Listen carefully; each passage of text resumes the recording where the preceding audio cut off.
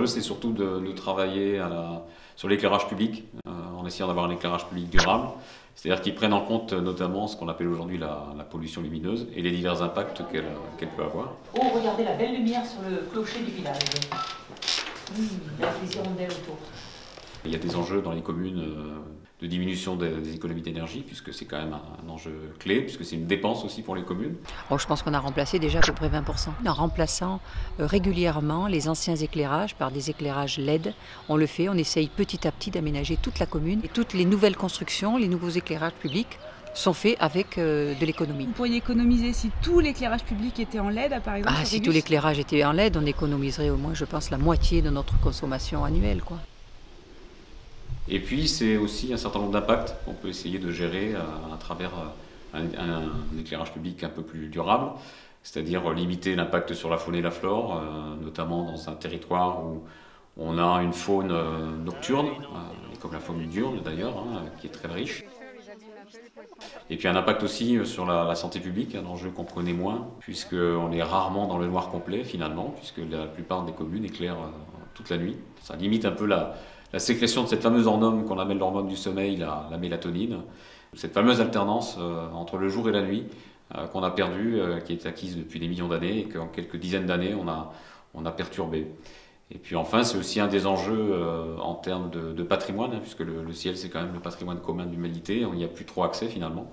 Les gens ne lèvent plus trop les yeux au ciel puisqu'il n'y a plus grand chose à voir. Et ça c'est une source, on va dire, d'inspiration, de recueillement.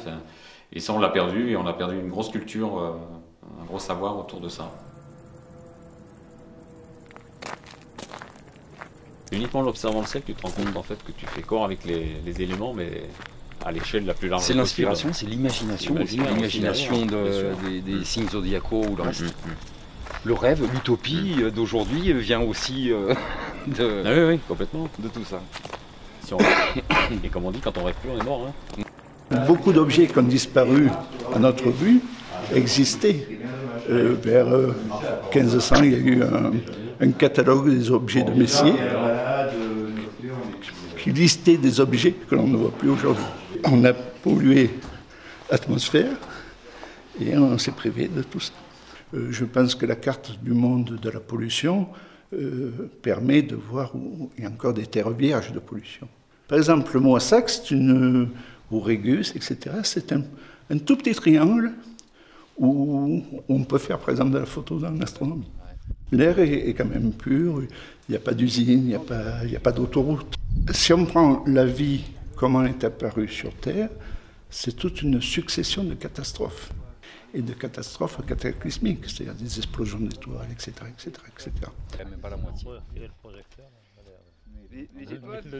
Alors regardez, on voit toutes les... Là où il faut regarder, c'est à la limite de l'ombre et de la lumière. Là, tu vois le relief beaucoup mieux.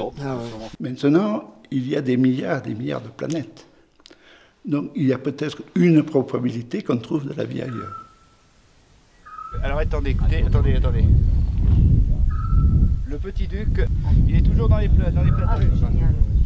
Il est là-bas, et puis s'il est là-bas, comme c'est très territorial comme oiseau, vous pouvez être sûr que si vous le laissez tranquille, eh bien, il va rester constamment dans votre village. Alors lui, par contre, ça fait partie...